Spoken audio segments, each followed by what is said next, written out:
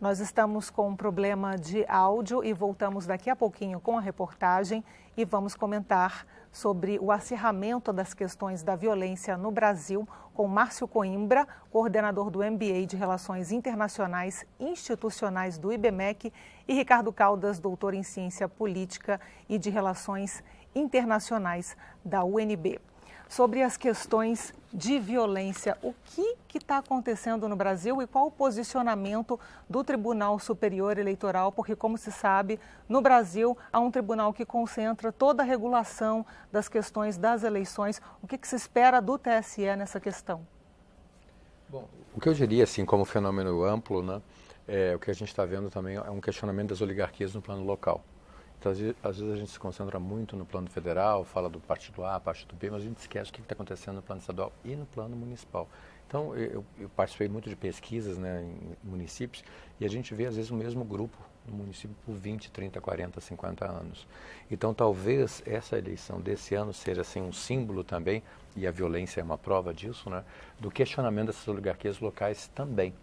Então, a gente provavelmente vai ter, isso precisa ser ainda mais estudado, mas uma mobilização maior, um interesse maior nas campanhas locais, que fez com que vários candidatos que davam sua eleição como certa, tiveram de repente surpresas, viram que não iam conquistar nas urnas e foram para a violência física. E não sei se houve uma preocupação maior de documentação, mas a impressão que eu tenho que é uma das maiores, um dos maiores registros nos últimos tempos. A questão do TSE, o que eu vejo que é o mais importante, é a questão da tempestividade, ou seja, dar uma resposta a tempo, no momento oportuno. Nós não podemos ter uma justiça lenta, até porque as eleições têm prazo específico. Então, uma demanda que chega inicialmente no TRE, provavelmente vai chegar no plano local, e depois que for levado para o TSE, o que se espera, né, que o cidadão ou um analista como nós, ou os políticos mesmo, os atores esperam, é que haja uma resposta imediata.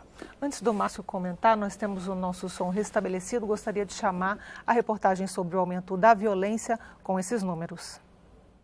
Segundo o site, o estado com o maior número de homicídios entre candidatos é o Rio de Janeiro, com 5 ocorrências. Também foram registrados assassinatos em outros 11 estados. 3 casos ocorreram na Bahia e 2 em São Paulo e no Ceará. Acre, Alagoas, Goiás, Maranhão, Piauí, Rio Grande do Norte, Rio Grande do Sul e Tocantins tiveram um candidato morto por atos de violência. Entre as vítimas, 6 eram do PSDB e 2 do PMDB, do PTB e do PRB.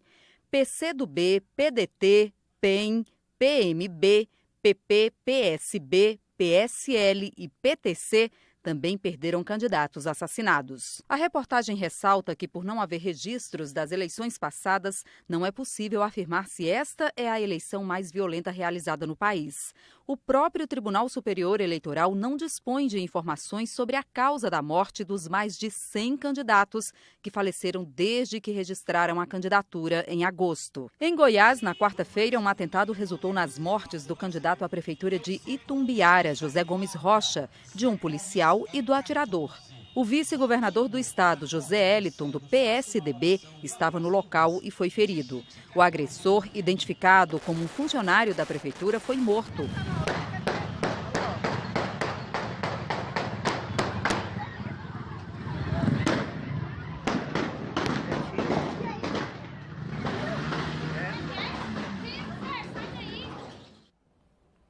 Para continuar conversando sobre a violência nas questões eleitorais, eu converso com Márcio Coimbra, coordenador do MBA em Relações Institucionais do IBMEC, e Ricardo Caldas, doutor em Ciência Política pela UNB. Márcio, então, você ficou de comentar o acirramento da questão da violência? Aline, isso acho que a gente ainda vão ter estudos mais aprofundados sobre isso, mas eu acredito que essa mudança no tipo de financiamento das campanhas eleitorais mudou a dinâmica de muitas campanhas. E mudando a dinâmica de muitas campanhas, elas acabam trazendo mudanças e acabam trazendo fricções no sistema.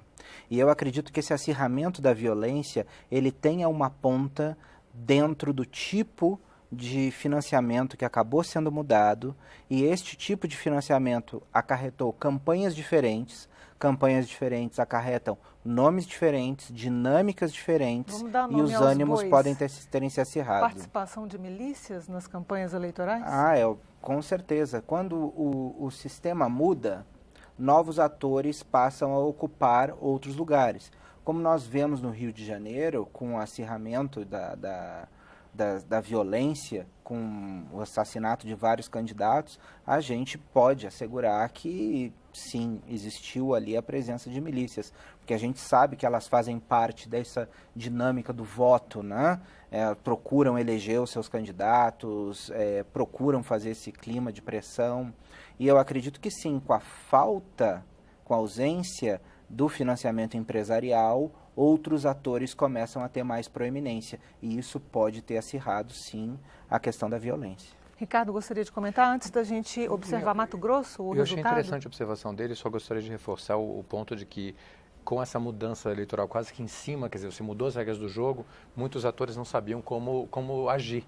E muitos podem ter apelado, assim, vindo a possibilidade de perder o seu impériozinho local, e aí podem ter recorrido a esses métodos. Vamos observar agora o estado do Mato Grosso. Antes do intervalo, nós vamos saber das eleições no estado do Mato Grosso, onde 378 candidatos concorrem a cargos de prefeito e mais de 9 mil disputam vagas nas câmaras municipais. Também fica em Mato Grosso